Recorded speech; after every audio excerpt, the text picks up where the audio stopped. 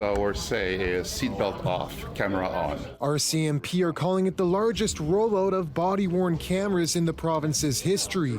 Thousands of cameras to make their way to frontline officers over the next 2 years, with dozens set to debut in Mission as early as next week. We tried to select communities that were ready to go. BC's Deputy Commissioner calls it a commitment to transparency. Each camera will be powered on during the entirety of an officer's shift.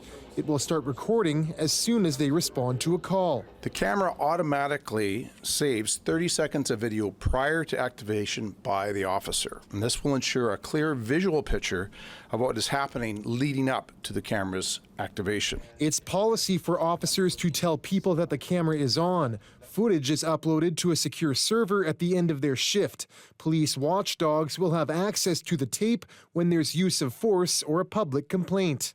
Those bodies will have access to unvetted, unredacted versions of that footage to conduct oversight investigations. Detachments in Tofino, Ucluelet, Cranbrook, Kamloops, and Prince George will get the cameras next. Definitely a step in the right direction. Debbie Pierre hopes the move improves BC's standard of justice. Her cousin, Dale Culver, died in police custody in Prince George 7 years ago. A manslaughter trial of the officers has been stayed.